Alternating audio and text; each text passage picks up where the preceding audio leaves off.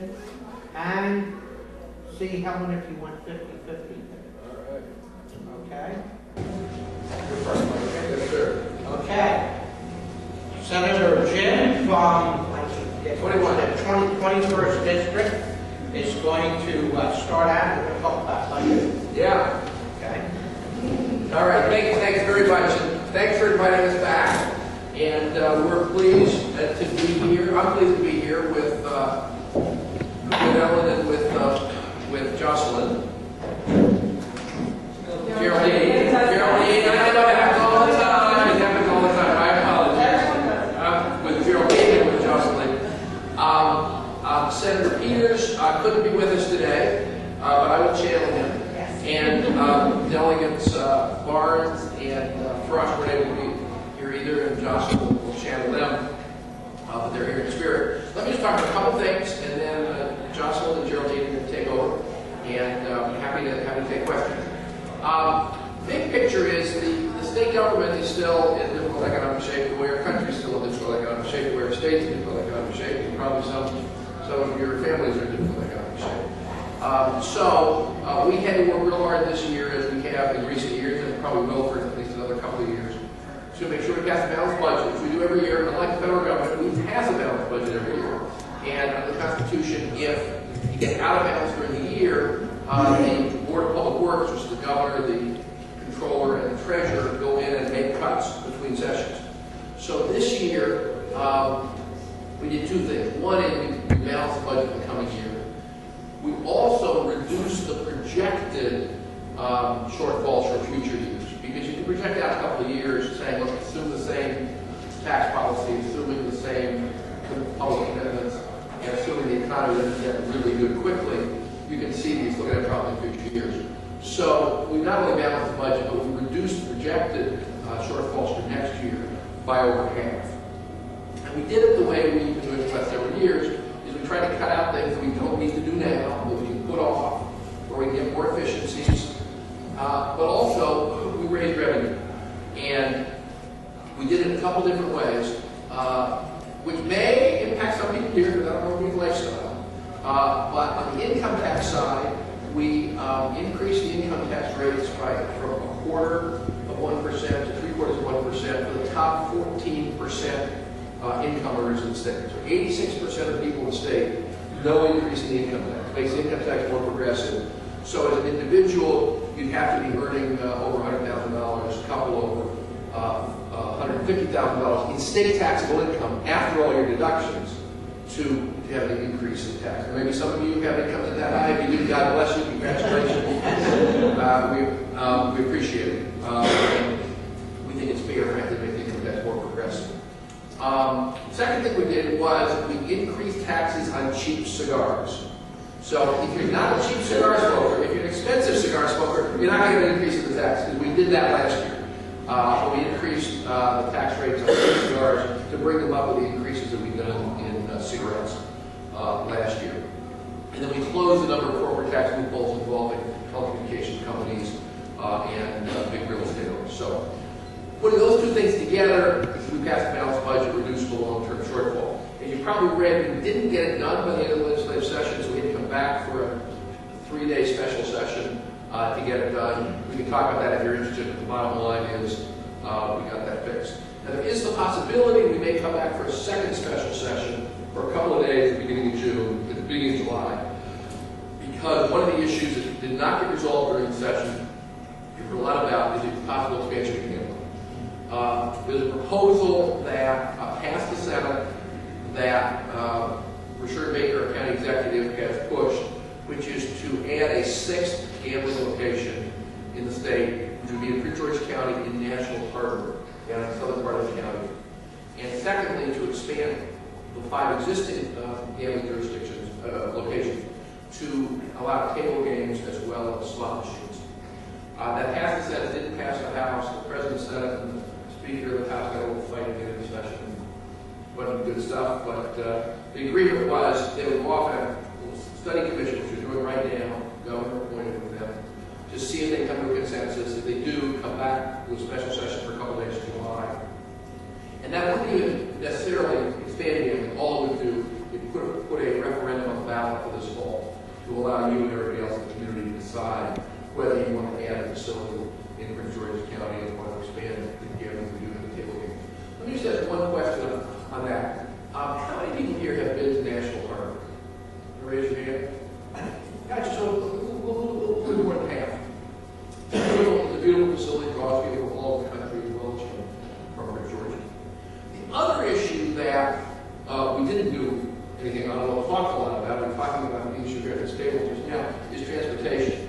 One of the things we've done over the last couple of years to balance the budget is put off a lot of transportation spending. It's a little bit like, you know, when your income goes down, you keep paying the utility bill, you keep buying food, but you may not fix the garage, you may not replace the refrigerator, you may not make the capital investments. You automate, you have to make sometimes, but you don't have to make this year, you don't have the income. So we've done that with a lot of transportation.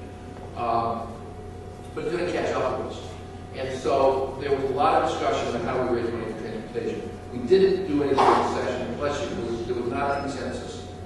So we did not. I have put together a proposal that if we do have a special session in June, in July, I'm going to propose with some colleagues, which is to amend the state constitution to allow the General Assembly to put on the ballot in future years transportation programs. A lot of states do this. A lot of states don't just say, here's the gas station, here's your registration, put it all in a big fund the way we do in Maryland, and then every year the government comes up with a plan, the legislature reviews it. Are we going to build the purple line? Are we going to repair the elevators on the metro system? Are we going to fix the bridges we need to fix, whatever it may be? And are we going to give money to the city of Laurel, to Prince George's County, and Howard County to fix the roads? Other states, many states, come up with a program that says, okay, we've got these major projects to undertake, and here are the revenue sources we're going to pay for them. Maybe it's gasoline tax, maybe it's dedicated sales tax, whatever it is. And then they go to the voters and have a referendum and say, look, here's what we would be buying in transportation, here's what it would cost, and here's how we pay for it, and let the voters vote. We can't do that in Maryland under our Constitution, I think. And so I'm proposing a constitutional amendment which would allow the General Assembly to do that. Because we're going to fall, otherwise we're going to fall behind in transportation. The kind of gridlock we were talking about here at the table is going to get even worse. So let me stop there. Lots of other things to talk about. You have in front of you a one-page sheet of paper that the delegates on the 21st have put together. That'll raise some other questions that you may have. And with that, I want to turn it over to my friend and colleague and one of the hardworking legislators in Annapolis, Justin Mendel. Thank you, Jim. I appreciate it. Good afternoon. How are you? Fine. I think I'm going to move, so I don't give you my back. Thanks for having us. This is the 6th year that we come in June, to this event, and we really look forward to it. And it's interesting because it's always on our calendar before we even adjourn in April. So you guys, really move fast and, bail in the path. We appreciate you, and congratulations to the new president. Thank you for having us. It's really a pleasure and an honor to be here. Jim always does the budget, which I'm so grateful because I'm not a numbers person. And I actually sit on health and government. Today is different. We're doing it with the 23rd with Delegate Geraldine Valentino-Smith, which is the 23rd and 21st. We do a lot of things together because we're right on the border. And actually, some people think they belong to the 21st and they're in the 23rd or vice versa because of Conti Road, right? Depending on which side you are, the left or the right. So it's really an honor to be with her as well. I like that. In any event, I sit on health, and every time I come in front of you, I try to basically choose a couple bills that I think are important that you should be aware of. As you know, we're in session January to April, and every session there are over 2,500 bills that get introduced. Now, this book is called the 90-Day Report. And that is all the bills that we did. And it's impossible to stand up here. You don't want me to do that or any of them and tell you all those bills. But in between all of us, we'll probably touch on the ones that are most important and what we think affects you. On Health and Government Operations Committee, I've been a member for 6 years. And we have a fantastic chair who I have a lot of respect for. And our goal has been to try to reduce the number of uninsured people the state of Maryland. In the country, we have about 47 million people that are uninsured. In Maryland, it's anywhere from, depending on who you speak to, 500 to maybe 700,000. Although we have reduced that number because last time I came here, I told you that we expanded Medicaid, and as a result of it, we have covered over 70,000 children that needed medical assistance. So we have tried to do that. Before I get to the health bills, I will tell you that I am the chair of the Bi-County Committee for WSSC for Prince George's County. And one of the bills that we have, and it's interesting, I saw this, I came a little early, and I was outside and I saw this, how to cut your water bill in half. There's a free seminar for you on July 30th here from 10 to 11. So I saw this and I thought, you know what, I'm going to mention the bill that we did, and Senator Rosa Pep and Delegate Valentino Smith supported it. It's actually a bill that was introduced by Senator Peters that basically creates a task force. It's called the Transparency and Rate Relief Act of 2012. It's House Bill 896, and it's basically a task force to study basically the rates and charges that WSSC has. And but what do I mean by that? You know, sometimes they come and they say we want our rates to be to change, to increase, but what is it based on? How do we compare to other states? And this task force is going to be able to look at that and determine whether other states have caps, because Senator Peters wanted to put in a bill to have a cap on the amounts that can be increased. So we decided to study it and come back and report on it. And that bill actually passed this session. The other bill that I think is important to you, it's basically a bill in Prince George's County that would allow a senior over 62 years old to be able to pay their property tax bill in 6 installments if you have no mortgage or any coverage on your property, okay? So that passed this session, and Delegate Frost usually does her baby. She usually reports on that bill. The other bill that we passed, I don't know how many of you live near or live right close to a home that has been foreclosed, that is not being taken care of. The grass is it needs to be cut. Basically, the windows need to be replaced. The problem is that when a foreclosed property is sold, it usually takes anywhere from 9 to 18 months for the deed to be recorded. Meanwhile, the local jurisdiction or yourself won't know who owns it and who do you call. So we basically, and everyone here supported that and voted for it, passed House Bill 1373, which requires the Department of Labor Licensing and Regulation to establish an internet-based foreclosed property registry. So if you buy in the state of Maryland a property that has been foreclosed, you must fill out a form, all right, and file your property, report your property, and register it on this internet-based property registry. And what it also does is that it allows local jurisdictions to be able to enact local laws imposing a $1,000 fine for failure to report that property. What we're doing is we're trying to clean our neighborhoods, okay? We have heard from you, and that is has been a concern. Something that we did this session that is important is that we came to you, I think it was a couple of years ago, and we passed a bill that allows for foreclosure mediation, okay?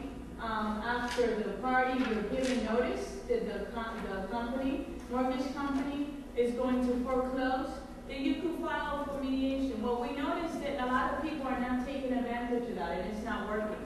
So what we did this session, we passed House Bill 1374, which basically allows for pre-file mediation. And it allows you to, once you're given notice, to be able to file a pre-file mediation and say, I don't want to be foreclosed, let's sit down and talk before you proceed with that case. And that we did this session as well. And the reason why we're doing that is that when we're not in session, January to April, what do? Well, I got to tell you, we're busy. We're taking phone calls from people that are losing their homes, trying to work with the banks and help them with their mediation, someone that cannot pay their water bill. It's sort of like a social worker type of thing because people take our phone calls. we are trying, the bills we put in are bills basically to address certain issues that we think are important. A couple years ago, the year before last, I came to you, and I told you that as a result from the Federal Affordable Care Act, we basically established a healthcare exchange in the state of Maryland. So what we did this session is that we expanded on that. So what does that do? Why did we pass this bill? And it's House Bill 443. House Bill 443, the primary function of the exchange is to certify and make available qualified health care plans to individuals.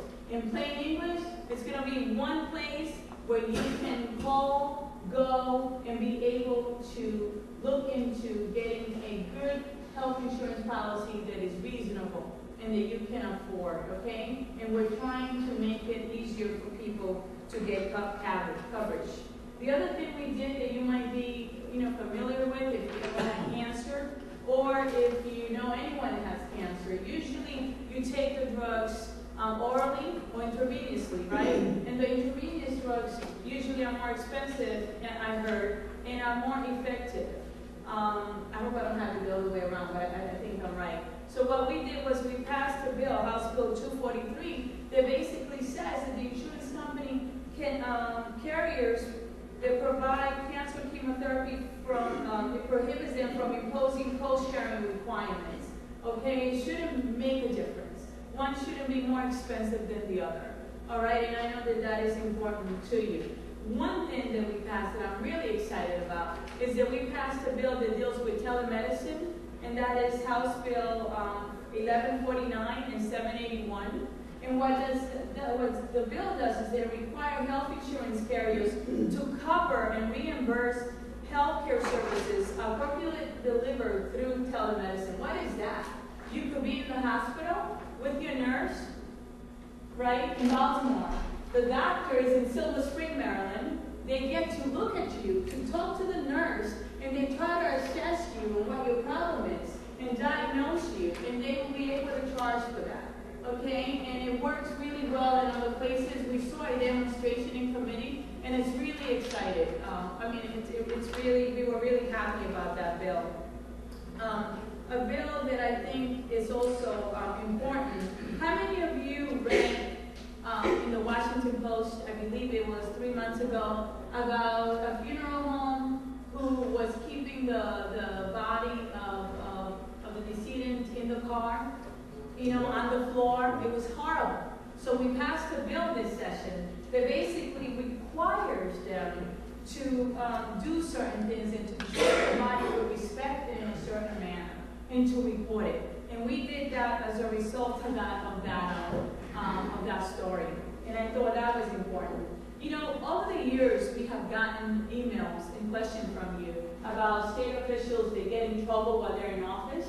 And you wanted us to do something about it. This session, we passed a bill that basically would require, it's a constitutional amendment, you will have to vote on it in November, that basically says that if you're a state official and you get in trouble while you're in office, and I believe it's for a felony, you do not have to wait to be sentenced to vacate your office.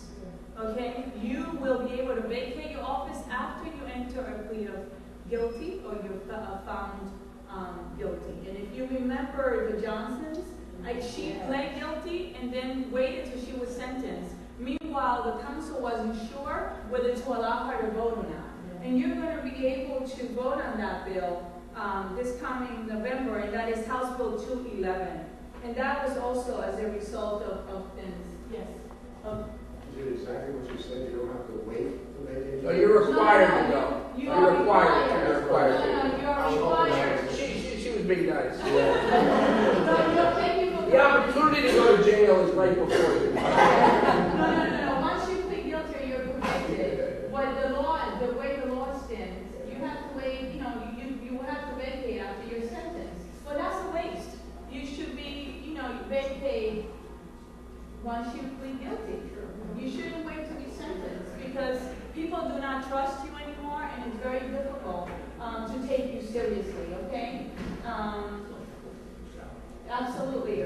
So another bill that we passed that you will be interested in is called House Bill 991, and it requires the Department of Housing and Community Development, with the assistance of the Maryland Department of Aging, to basically establish a task force that will identify on a statewide basis seniors of limited income who own and occupy single-family homes, and they will look at to see, where are the higher concentrations of them, what kind of problems you have repairing your home, to be able to address all the issues that you usually encounter, and how can the state provide more services, and how can the agencies work together to do that.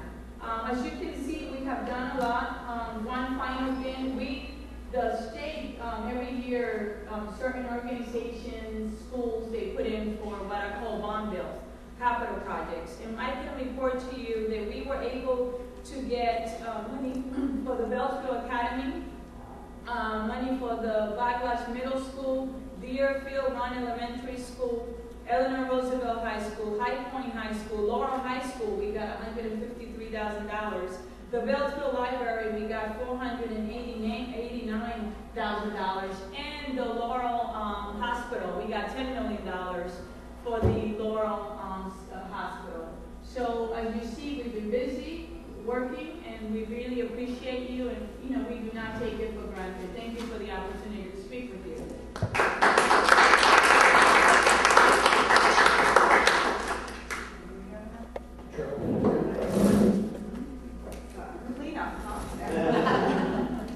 I did an end of session report, and I think the sign of wisdom of the senator and the delegate is the one page. This is my first, so you have more than one page. I'll leave a couple for each table. And then just a little bit more, I guess, house cleaning. I am Geraldine, sometimes known as Delegate Valentino Smith, from the 23rd District. So anybody that's at Conti Road on the left or south that would like to sign on to the clipboard that I have, if you haven't already. I don't give your information to anyone, but I do email and will mail, to those that said they don't want email, information periodically, and leave you my card with my cell phone number on it. So that's just a little bit of house cleaning. Delegate Kenya Melnick said this was her 6th meeting. This is my first. I am new to Annapolis, and this is my 2nd session in Annapolis. I don't know how I missed it last year, but I'll make sure that it's on the calendar. We'll make sure it's on the calendar. I come to Annapolis from local government. I was a city councilwoman in the city of Bowie. And my background is I was a nurse. I used to practice law. I have 3 children. So a little flavoring. I'm seated on the House Judiciary Committee and a member with the delegate, Josh and Penny Melnick, and we work with the senator, of the Prince George's delegation. So we work on issues collectively as the Prince George's delegation, which Delegate Penny Melnick explained, and then we work within our jurisdiction on the judiciary. I'm on the Judiciary Committee. So with respect to Annapolis, as Josh and Penny Melnick said, we do our best work when you decide to meet with us or talk to us or bring us a problem. And so I hate when I go to a meeting and someone says, I was going to call you, but I didn't want to bother. So I met with a group from St. Matthews that were doing house improvements for people like Christmas in the summertime. And they explained to me the hardship that seniors had in paying their tax bill when you can pay it just in 2 installments. And as Josh and Kenya Melnick said, that's how I came to draft the bill for the Prince George's delegation that said, let's afford the county council the opportunity to change that if they want and go up to 6 installments. And Josh and Penny Melnick and the rest of the delegates supported it, and it passed. And so that's how I came to work on my pieces of legislation. I also, in door knocking, love to door knock, heard a lot about education money. People very frustrated, unfortunately. We don't want to give any more money to education. We feel no matter how much we give, we're not getting what we want. Some people in my district feel like no matter how much the governor says we're #1, they're not feeling it in their middle schools, in their high schools. And they want to know how the money was spent. And when I started to run, one of the editorial boards called me up and I'd like to ask you questions, before they decide whether they're going to endorse you or not. And they said, do you think we're spending enough money on education? And I said, well, intuitively, I want to say we always need more. But let me sit down and figure this out. I'm never going to claim to be the smartest person, but I'm not the dumbest. I made it through nursing school and law school. So I sat down and tried to figure out, what is the school board spending? And how are they spending it? I'll spend some hours. I'll spend some more hours. I've got books this big, and documents this big, and minutes from board meetings this big, and people that can't answer questions on the phone. And I was, wait a minute, this should not be this complicated. So my first session, I drafted a piece of legislation that said, let's put on the website every contract over $25,000 that the school board awards, who it goes to, and where they are. Are they local businesses? Are they out of state? The delegation supported it, and the bill passed. This session, I put in another bill that said, let's put on the website how money is spent at each school. Let's look at it. It's very controversial, but was ultimately supported. And thank you to Josh and Penny Melnick, too. She supported it. And the delegation supported it. And it said, look, let people sit down at night. They can't get to school board meetings. They can't read through entire budget documents and do their analysis. And let them see how their school is spending money, but then let them be able to look around. Can it be confusing at times? Yes. Are there differences in each school, the amount of money they're getting? Yes. But it is what it is happening, and there's no reason you shouldn't be able to access it easily. And that's something that I worked on, but very controversial. Not a lot of people, were in favor of it, so it passed. So those are the types of things within the county delegation that I've worked on in the last 2 years.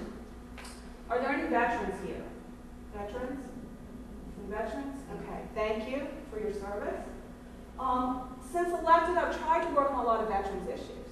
And last year, the veterans, it was very humbling, gave me an award for being the work that I do with the veterans. And with Senator Peters, my senator, Senator Rosa Pat mentioned, is very committed to the veterans, is on the Veterans Affairs, chairs the Veterans Commission. We've worked on veterans legislation. This year, finally, we were able to pass a bill that said, we're going to have a committee look at developing a veterans court. And the veterans court is very important for us here in Prince George's County because we have one of the highest number of veterans in our county, and especially coming back now from Afghanistan and Iraq. In our county, we far exceed some of the other counties with respect to veterans. So what seemed like a simple issue hadn't passed for 2 years. Sometimes wisdom is acquired late is nevertheless wisdom. So it passed this year. And just today we're working on trying to get some people appointed to it.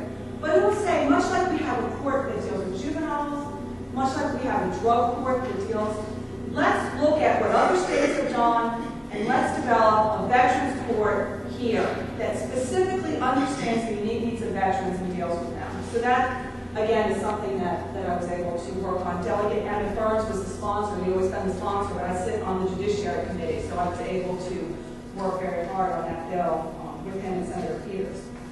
Victims' rights. I've only been elected 2 years, but because I sit on the Judiciary Committee, it's been very significant for me to be able to work on bills that increase the rights of victims. And I work very closely with the Victims Resource Center, an incredible group. And last year I worked on legislation for victims, and this year I worked on legislation that said, look, you should be allowed to sue civilly if somebody murdered somebody in your family.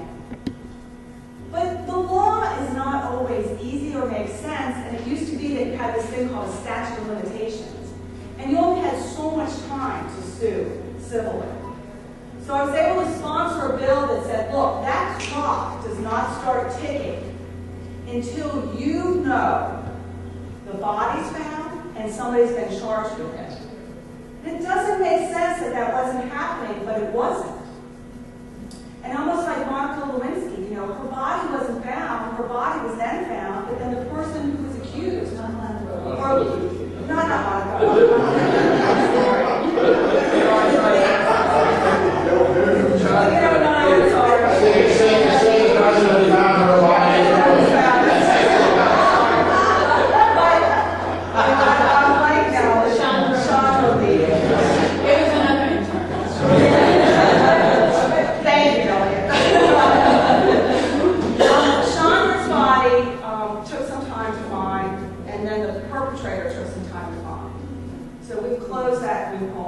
just an idea of some of the things that I work on, because I'm on the Judiciary Committee, and we have to use our resources the best we can. We can't do it all when we're down there, so we try to work where we can get the most done. So everything else, you don't need me to go over it all in the newsletter. I think two more things I just want to say, and then let you ask questions. In our county, and what I see on the Judiciary Committee, is we really need to address a very significant issue for what I call our juveniles. And they are, and this was a bill that I did, it was in Joshua Penny Melnick's committee, the HGO committee. I met with all of the secretaries, DHMH, Education, DHR, DJS, and I said, look, my background was all healthcare as a nurse. I think healthcare is one of the most important things, but it should be coordinated and it should be managed when people need it. And I think our juveniles, they hit the system. They get in trouble in school, they get abused, so they end up at the Department of DHR, or they're just about to get in trouble and they end up at DJS, and somebody wearing, getting dressed in the morning, works for the state, touches our juveniles and figures out they're eligible for Medicaid. And they enroll them in Medicaid. And that's good because we get money from the federal government. And then we give that money to a managed care corporation, an MCO, to manage their care. And sometimes the MCOs, this is not good, like it, because these kids never come for care. But they get the money. They get the capitation. And I really believe that if we found our high-risk juveniles, bless you, I was sneezing, you were really good. If we found our high-risk juveniles, and we said, you are at risk and you are qualified for Medicaid, we're going to give you case management. We're going to make sure you get your primary mental health care, your mental health care, and your substance abuse care. And chances are, all the studies show, a lot of research we're all trying to do, you're not going to go delinquent. Or if you're coming out of detention, if we do this for you, the chances of you going back in. Because if you're healthy as a child, physically, mentally, and substance abuse, those are the biggest factors that are leading to delinquency. The chairman of HGO, who Joshua Penny Melnick, Delegate Penny Melnick, said, incredible, wonderful committee over there, said, look, all the secretaries have come in, the Children's Council has said, this is a good idea, we're going to do it. We don't always need to pass a bill to do it. We're going to tell them to do it, and they're going to report back. So I'm working with the Children's Council at the governor's office and the secretaries to work on this concept. So I think juvenile health care is taking a lot of money out of our system. It's taking a lot of our youth away. And I really believe we have a lot of dying angels out there that we need to get a handle on. And I see this on the Judiciary Committee and take it very seriously, that we have a lot of young men in particular and young women who are being labeled sooner than they should be and suffering later in trying to get jobs. We did a foreclosure meeting in Bowie a couple of weeks ago. A woman came up to me who I had been working with. Her husband is 26 years old. Fine man, fine husband. He had a conviction for marijuana when he was young. Every time he has to fill out something, he has to put that on. They're struggling. He can't get anywhere because of that. So those are the things that I work on in the Judiciary Committee. I think we need to work on here in the county. Yes? Since you're mentioning things in this time, I'll question it now. It's really for all three of you. What about the possibility of passing some legislation that if you are sued by somebody and win, they have to pay your legal fees? That's the European way. In any civic case, you can sue anyone anytime for any reason, but if you lose, you pay all legal fees, and includes the winner's legal fees from day one. I'll comment first and then you two can chime in. Because I sit on the Judiciary Committee, that's probably the committee that we hear it. And because we hear hundreds and hundreds of bills, I can tell you the last 2 years we've never heard anything along those lines, probably for a couple of reasons, but let me tell you why. One is, that actually is the way in other countries. I think England operates that way and other European countries. And it would be heavily contested here, I believe, although I'm not ruling out that it should be at least discussed. Heavily contested here because it's seen as an opportunity to freeze the idea that you're trying to seek justice by those that don't have financial resources. And so our country and our system has kind of always prided itself, although it gets abused, it's always, how do you protect against abuse? But what the system has prided itself on is you can avail yourself of it. And so you're right, you see abuses, but the other side would be that you might have a family that believes they have a good case, but can't risk the notion that they would lose. And when civil cases aren't pursued, you don't see behavior change. And I'll tell you one thing I noticed. When I went to Europe, I think it might have been England, you can't get older, you can't remember, but somewhere over there. It was a plane, by the way. I was standing, on a high area, and there was no fence. Nothing to stop you. You could easily go over. And I thought to myself, that's really strange. In the United States, there would be a fence, there would be a sign, this is your responsibility, be careful, don't fall. And what it is that when there are findings of liability, behavior changes. And so that's why here, when there are findings of liability against pharmaceutical companies or against people that own dangerous things, behavior changes and people modify their behavior because they're almost afraid of what they get sued. And sometimes that's good or bad, but I think that's kind of my long answer to why. I hadn't thought about it a lot, but I think what Joe said would make sense. I can see if you were in Cisco suing Microsoft, I can see a fair fight. If it's an individual in this room, suing an insurance company or suing Microsoft or suing a hospital because of some issue, I would think that the hospital would be less risk adverse than the individual would be. But beyond that, I haven't thought through.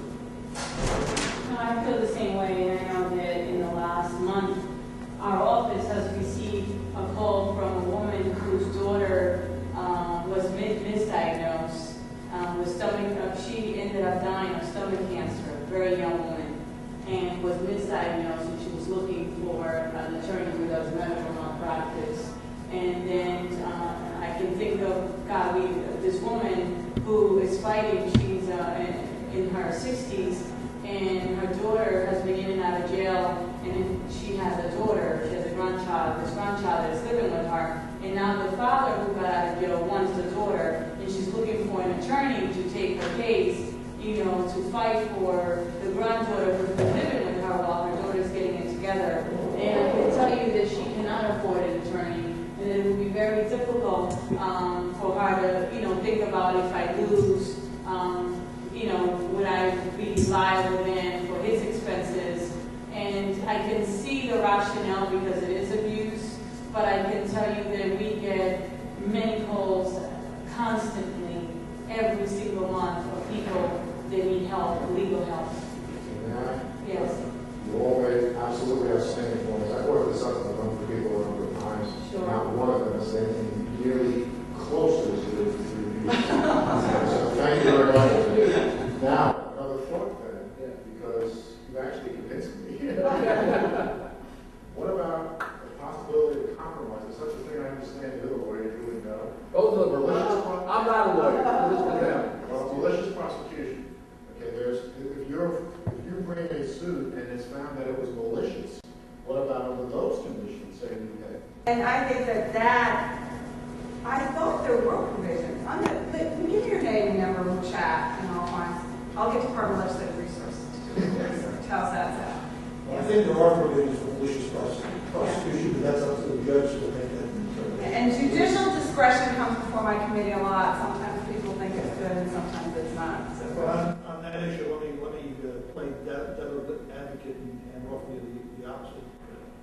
And what happens in a lot of these situations is what I guess I refer to as legal extortion, where since anybody can sue anybody for anything, that you get into nuisance suits.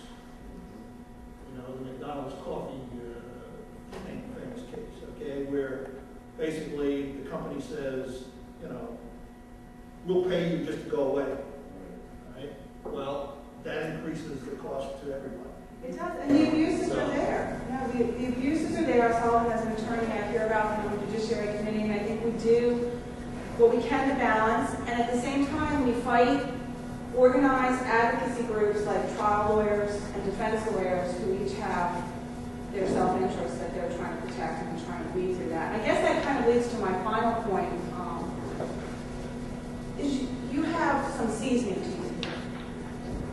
You have watched government operate through different administrations, both federally, locally, and at the state. And I feel that you are a real resource to those of us in elected government right now on what we can do to try to elevate the confidence that people have in their elected leaders, the confidence they have to decide to participate more in the process. Because I sense, I won't speak for the other two, I sense in my experience that people are disheartened and they are apathetic and they are saddened by the state of government.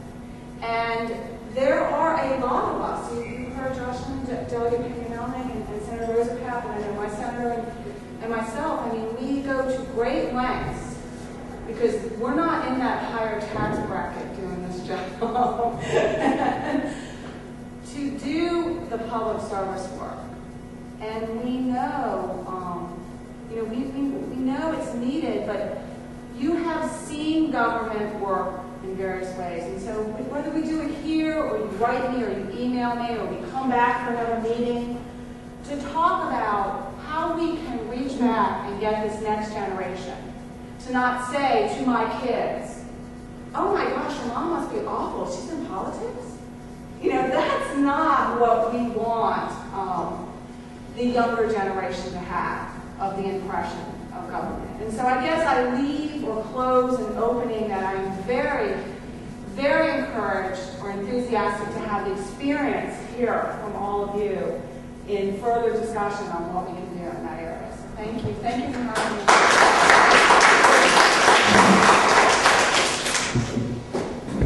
Anybody have any questions for him? I'm shocked.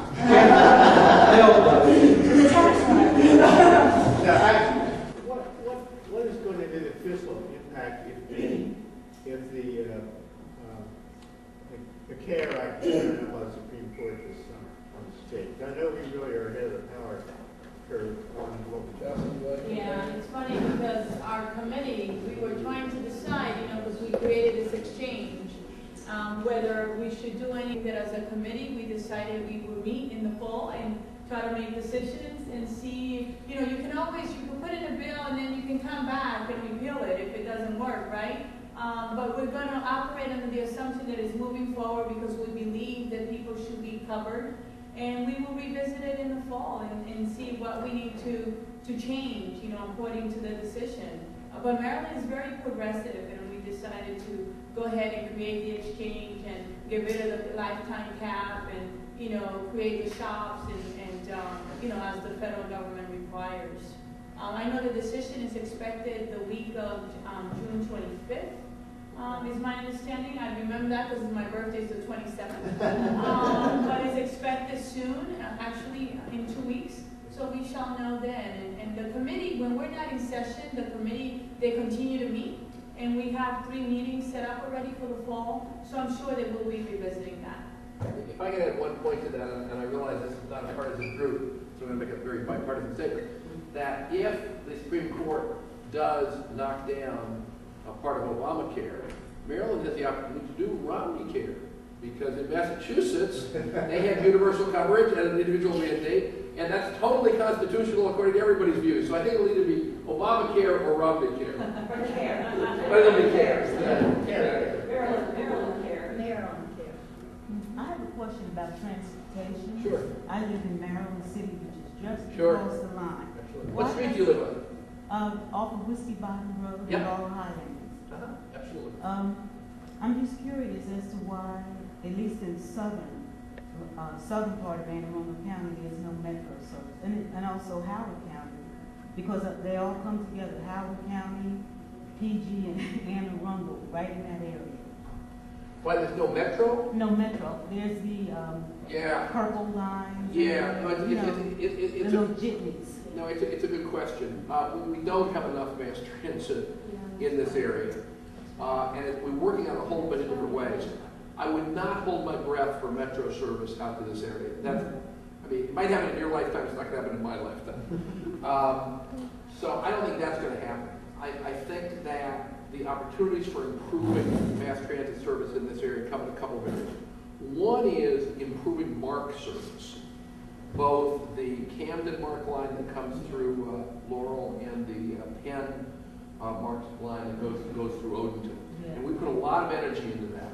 And we've gotten more money for more cars, for bigger cars, for more service. And that's gradually coming about.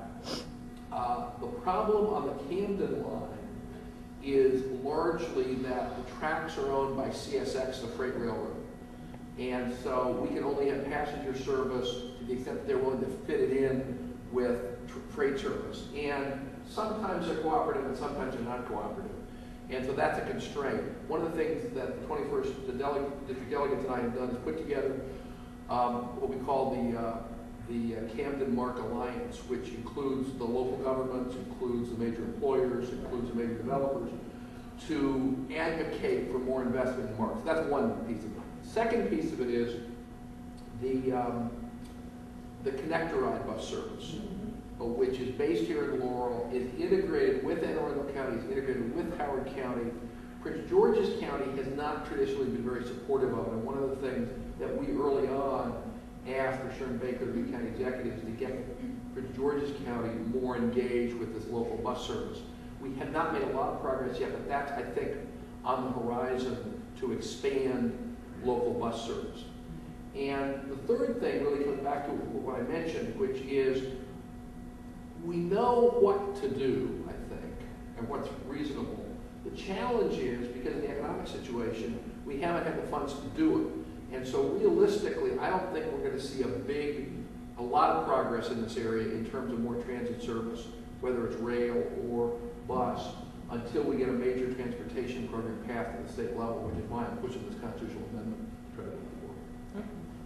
And if I make the problem with it also, and I agree with everything Jim stated, is that in order to do all these projects, like we have been fighting hard for funds for Route 1.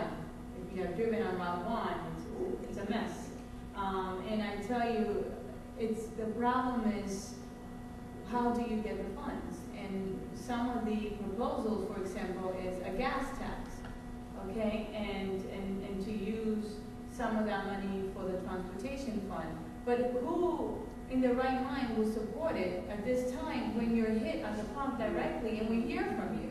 So even though I would, agree with it, this is not the right time. So you kind of try to, as Delegate Valentino said earlier, you try to have a balance and try to, in making these decisions, so it makes it a little bit difficult. But we know it's a problem, and I know we represent Maryland City and Russet, but we'll no longer, we're redistricting, we lost you, and you're going to the 32 district. But we still love you, and we will But we still love you, and 2 more years, you're going to be in the 32 district, and we hear, especially from the seniors who have to rely on bus, we're very much aware of it, and we're going to try really hard, and initiatives like what Jim is proposing and other delegates and senators to try to address the issue, because we know we have to. I guess I'm thinking that since we're on the southern end, rather than, I'm not even concerned, I'll say the bus service, say beyond the parkway, up to the parkway, maybe not even to Odenton. But I mean, we're just stone road across the bridge, just Absolutely. take us up to, say, Walmart, Target, to the shopping center with the bus. Yeah. That's all, just a little. You're saying bus a service mile. that would come around through Maryland City? Yeah. And be able to take folks And up to even 198? Route 1, because Whiskey Bottom at Route 1 is, now you're in Howard County. Yeah, no, So maybe come up to, like, the Russet, just up that far, circle around and. to do this, if you would, our email is right there on the flyer. Yeah. shoot us an email, just describing what you're talking about, and we'll talk to the Connector Ride bus folks. Yes, because it goes to Laurel Hall. So Yeah, no, I agree with you. It's a very good specific question. I gave you a very big answer to a much more focused question, so we'll pursue the specific question you're asking. Okay. Thank you. All the talk about transportation that I've seen recently, some talk about the FBI moving out to either BARC or just off the Greenbelt Metro. That is more issue I can see with transportation and all of that. And I know that's not really settled yet, but I don't know if you could talk at all. Well, I'll make one comment on it. The delegate may have something to add. I mean, I'm not a real expert on what the FBI is talking about, but the notion of doing Greenbelt at the Metro stuff, that's something that we're for. Is if you look around the Beltway, the Metro stops in Montgomery County and in Washington, D.C. have very substantial development that's up that is frankly good for the point of view of getting cars off the road so people can live where they work and get there by transit or whatever. And we're way behind in Prince George's County. And so that's really a big push that the county executive is involved in. And so Greenbelt's part of that. So I think that's part of the thinking about having something like the FBI at Greenbelt. Beyond that, I've exhausted my knowledge on the subject. I actually know about it because I received a call, thank you, Jim, from Council Member Eric Olson, who represents the 3rd District in Prince George's County. And he asked me, do you know anything about this? Because we've been very protective of BARC, the 21st District delegation. We feel that, that it's a jam in Prince George's County. They do a lot of research there. So, I called Senator Cardin's office, and I was told by his office that that is not so, that there's no plan to move BARC, and that's the last that he told me. Now, last week, though, I received an email from a constituent, Suchitra, who actually saw it in the Greenbelt blog. Exactly. I yeah. the Greenbelt patch. That's right. Amongst the Laurel patch and some others. Right. And that's where I saw this, So, that they were going to possibly take over part of BARC. So we have sent a new email making an inquiry about it because, things change, right? So we are waiting for a reply. But I was assured no, and this was back 2 months ago. No, it's a great question. I mean, we've been getting inquiries now in the last week. But I mean, I think the punchline is, I think, Jocelyn, correct me if I'm not speaking to you here, but I think we'd be very supportive of doing something like that at the Greenbelt Metro stop, and very much opposed to doing it at the BARC facility. Right. Over the years, the 21st District delegation has fought very hard to protect BARC from the University of Maryland, who wants to put a connector road, which, it's interesting that you choose the wording connector, because it's really a bypass. Okay, when we're trying to revitalize that area with, buildings and businesses, and we've been fighting them because they want the south part of BARC to develop it. We've been fighting it, and to be honest, we were very successful 3 years ago in getting rid of the funding, $1 million that they had set aside to study it for the 4th time. So it's very much on our radar, and I appreciate you bringing it up. Thank you. Please.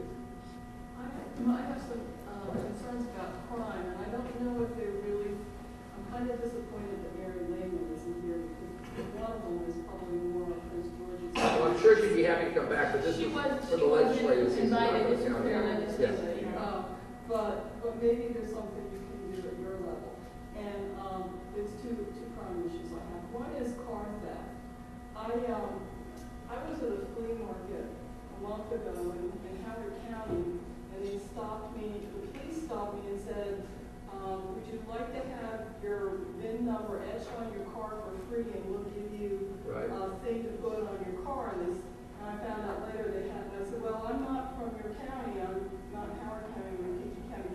They said, oh, and then they got all excited. They said, oh, we want you for PG County. They said, this is a state grant, so it doesn't matter where you live. And then they proceeded to tell me that PG County had 16,000 car thefts a year. Absolutely, yeah. And Howard only has 300. Right. And they said it was because, I'll just tell you what the police told me there, it was because PG County didn't do a good job of policing the auto repair shops to make sure they weren't stealing, chopping up the cars and stealing. Let me just jump in, Okay. because Barbara Fry That's right. is That's like what the I'm looking world's for. expert. Yes. The world's expert on how to reduce car theft in Prince George County. Yeah. She has been involved in this issue. It's disappointing that I ended up in Howard County to get all of this done.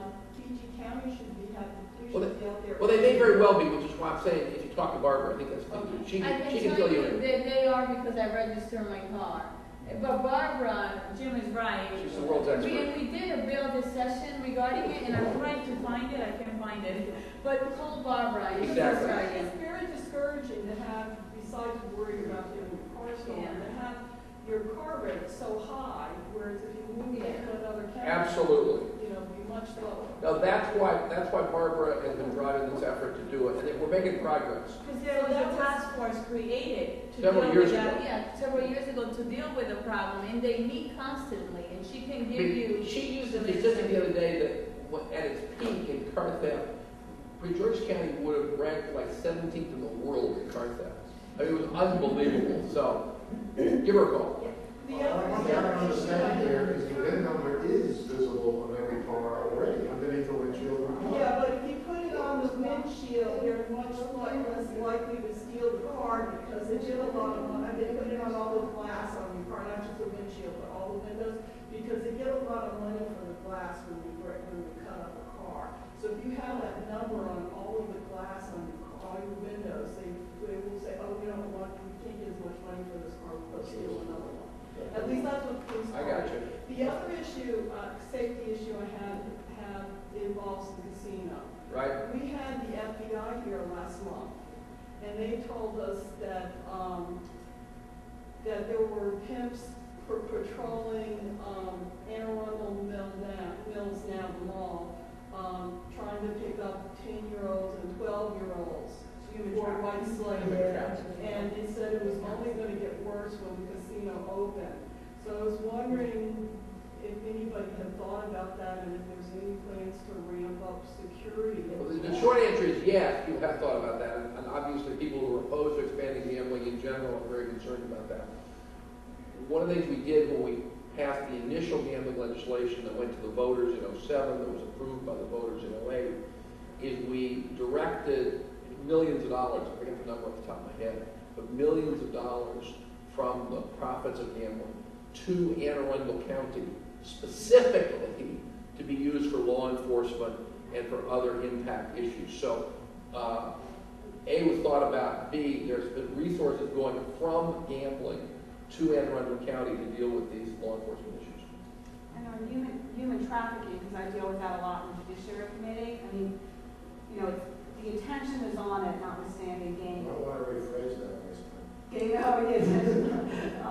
Notwithstanding the gaming expansion, but just because it's proliferating in this area because of truck stops, the highways, and the laws that don't protect the way that they should. And so we continue to work on making it a greater crime. We continue to work on bills that will allow the resources that the person received from being a pimp, the money and their house and their car and everything to be taken, because some of them they take a risk that I'll stay in jail for 10 years because when I get out 10 years I'll still be rich.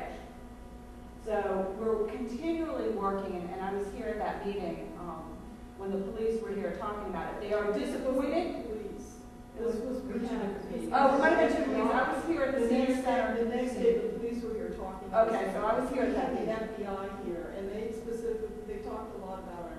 And they would like us to, at the state, they're disappointed that we didn't pass some bills.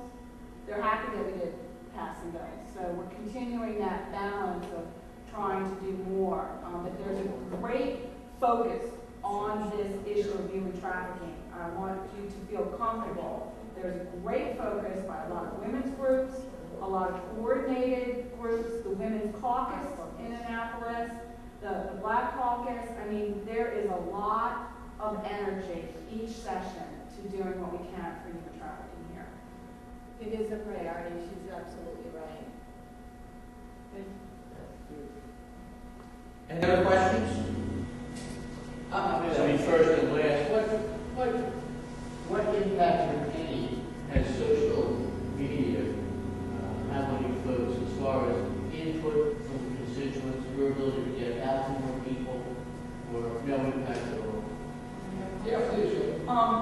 you know, that it is a great tool for those that use it.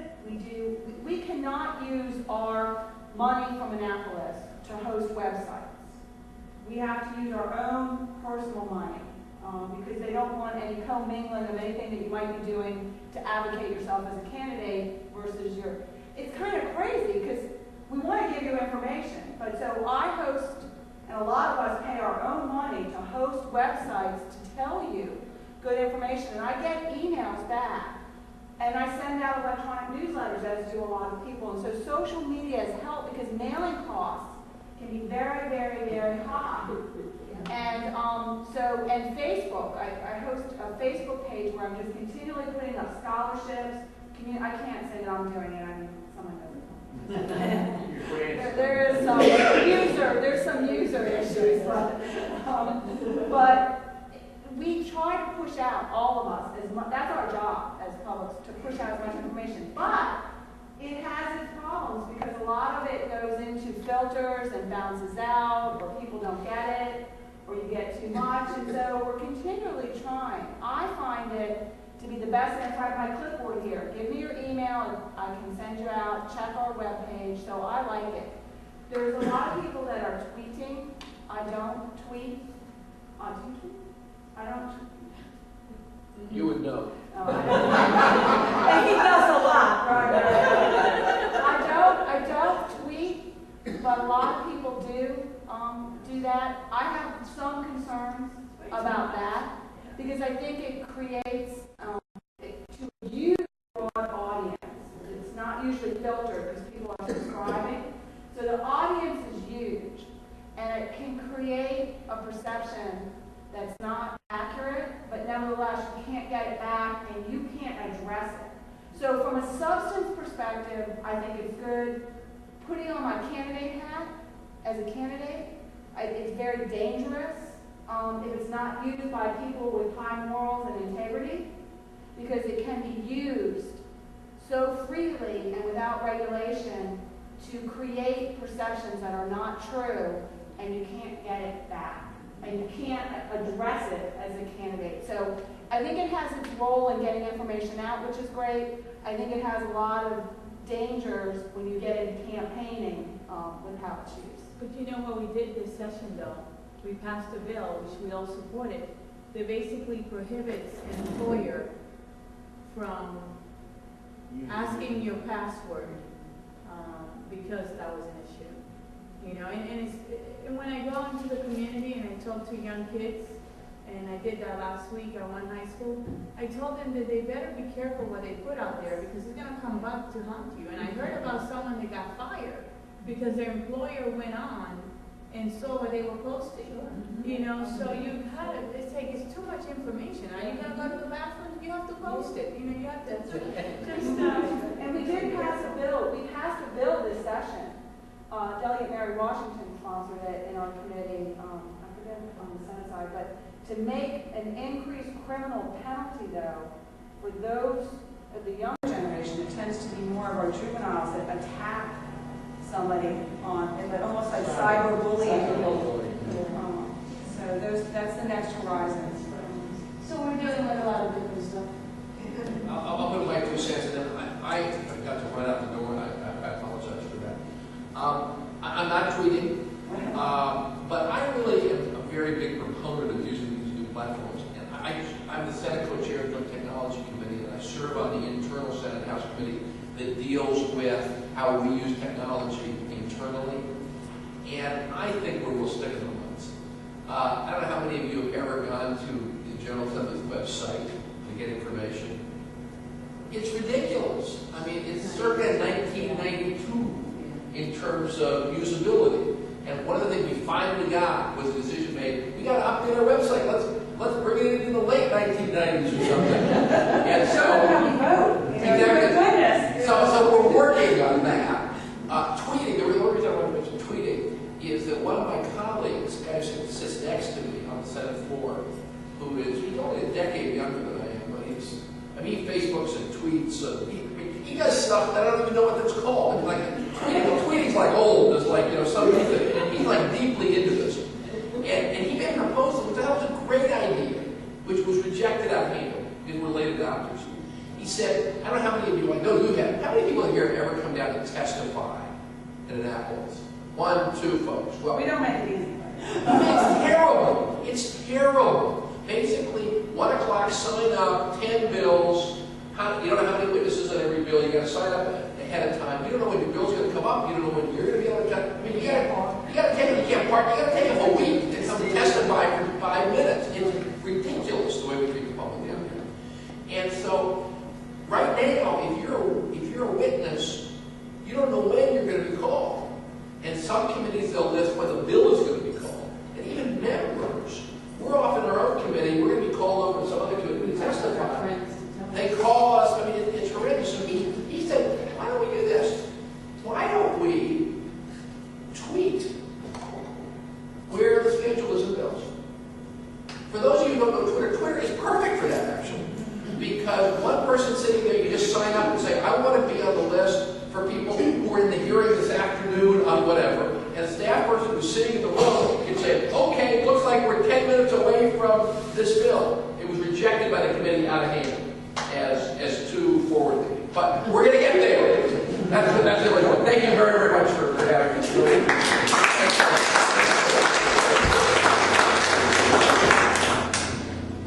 Thank you so much. Thank you very much. Thank you very I much. apologize for Greatly appreciate it. Thank you. And Take care of yourself. Yeah, that's, Emma, you have to. Take care of yourself. see you soon. And we'll come back. Thank you. Thank you, please. Thank you for having us. Yeah, and if you think, thank you, Bill. Oh, you're absolutely right. And if you think of any idea of proposal that they have about government, I'd love to come back and we private discussion on that. Okay? Thank you. All right, thank you. Take care. Thanks so much for having us. Okay, what do you need? Come on, the last 3? Huh? 936? Oh, that's me. No, okay. I'll just give it to the all second. She wants to do one for Bill, one is for the treasurer. Oh, okay. One's for you. Oh, she's your donation? Yeah, I'm gonna- So it's all on there. All right, that's why.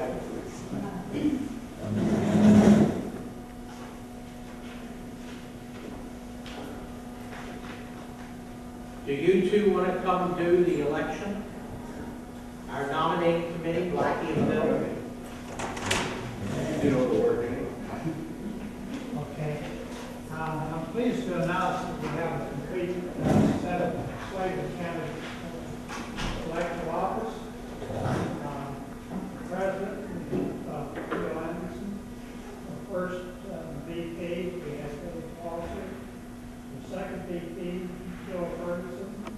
The secretary, Pat Farmer. And the treasurer, Bob Richmond. I move that nominations be closed and we elect the slate office. Motion's been made and seconded. All in favor, say aye. Aye. Opposed? Congratulations.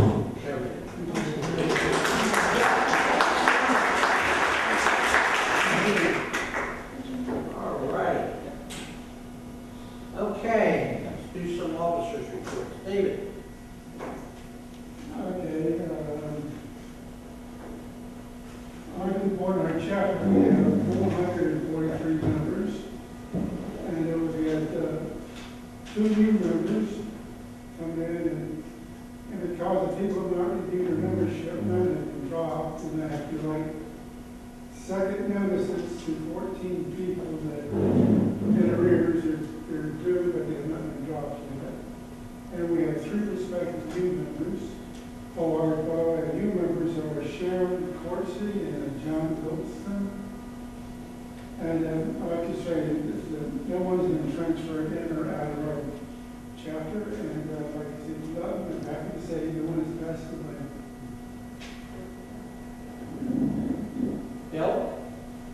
The reason I asked about social media is that the National has spent some money working with some professionals to get social media into the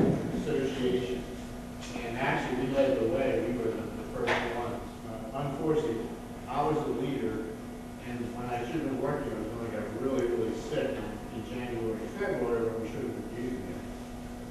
So over the summer, we're going to develop a plan for communicating not only our positions, but also communicating with the delegates and the senators via social media.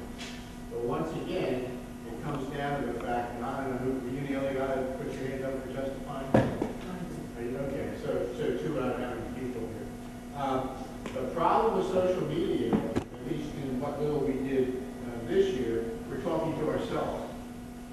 You know, we go on Facebook and we post on our wall, and the only people who respond, if they respond at all, are the members. And that's not who we want to get to.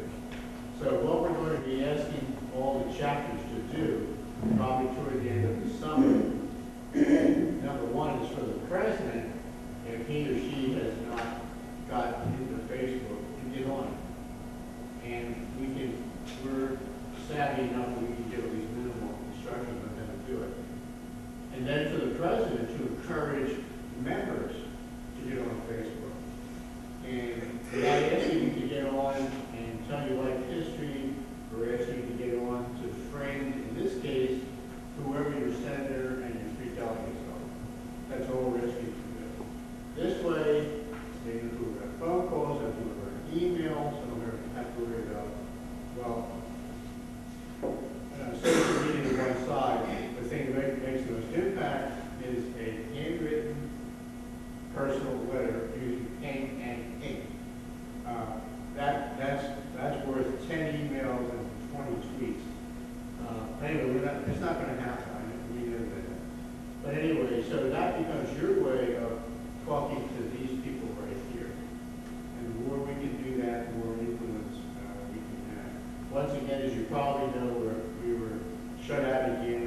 We only asked for 2 bills this time. Actually, the one we really pushed was for the annual deduction for long-term care as opposed to a one-time. That didn't make it out of committee. The other one was to equalize the senior tax exemption. And those of you who don't know, you probably paid about $200 or $300 this year more in taxes than you should have done because of this quirk of the tax law. Not only did it not make it out of the committee, but the senator who was supporting it withdrew the bill. So it's like throwing the Chinese water torch. You just have to keep dropping water on their heads and they will get there.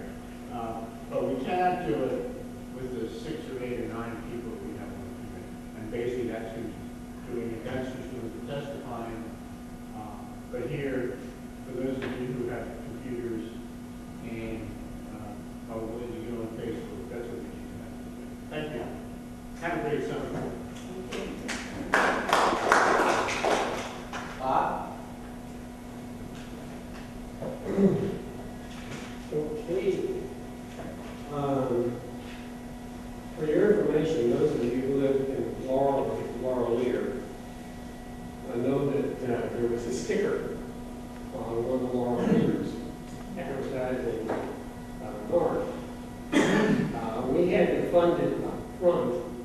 Then after that, the fact it was $1,400. The state federation put in around $400, and national put in $775. So we got some help on that. We didn't have to cover the whole cost, which was good. As of the present time, we have $2,865.65. And as far as NARFE goes, excluding the day, just as far as the donations go, $74. We should do better than that. Any questions?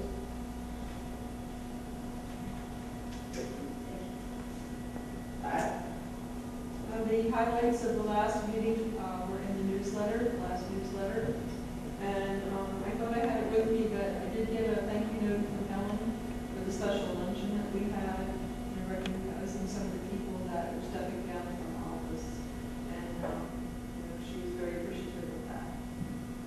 That's all I have. Okay, the next one I have is our luncheon coordinator, and I believe that's somebody again. Ellen agreed to take that over since I was Delegate Secretary. Yeah, I've done it before.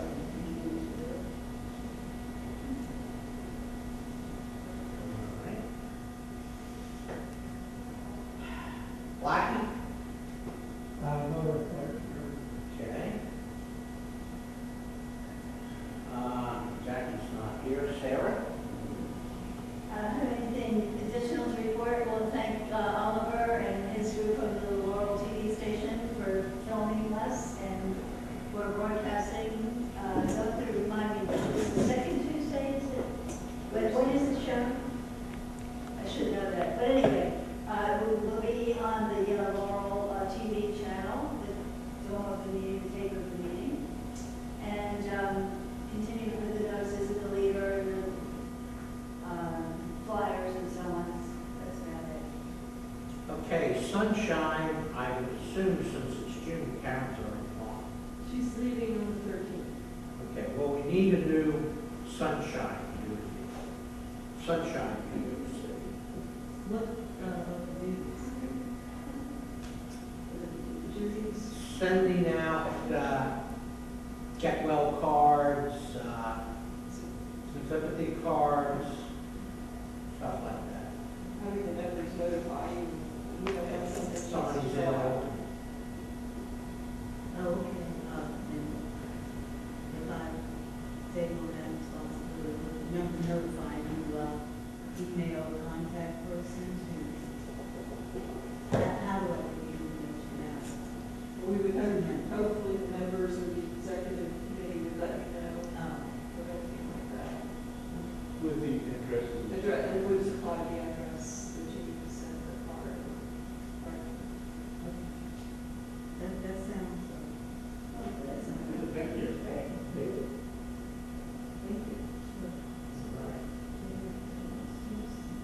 That's not here, is she? No, there's not here. Phyllis? No. Diane, for those who haven't met our new newsletter editor, this is Diane. Thank you for welcoming me into the group and helping me get off to, I think, a pretty good start with the newsletter. The editing of that, it's been, what I've done, April, May, and June so far. So hopefully I'll even get better at it. But another thing that I have done, talking about social media, is I guess I'm a newer retiree than maybe some of you, and retired in 2009, and have been an IT person for the majority of my career, so I'm extremely comfortable with being out there on the web. And I had taken a look at our chapter website, and I'll offer again if there wasn't a lot of information out there, I'll say, and I had just taken a class, so I created this new website for the chapter as a sample of what could be done. To more teach myself than anything, but if you would like, I would be willing to see what I could do with the current website that the chapter has, if you need any help in that way, or you know, if you'd like what you see on the one that I've created. I don't know what you're paying for your service right now, if anything. What I've got out there is free, but if you want to take a little WordPress name out of there, it's about $26 a year for that. So, and I did, because Pat had asked me to sit in on the social media presentation last month, I think it was. And I've been a Facebook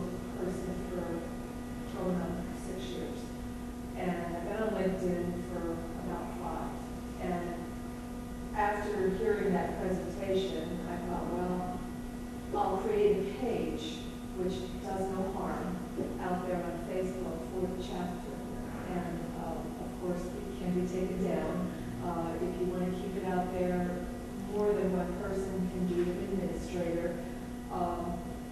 Just put this meeting, things like that, some things that I've seen from national, posts out there to try to make people aware. I also created a small group on LinkedIn, which all of this is time consuming for me, I'll say, and I don't know that I want to continue on down this path of trying to post, figure out things to post and that.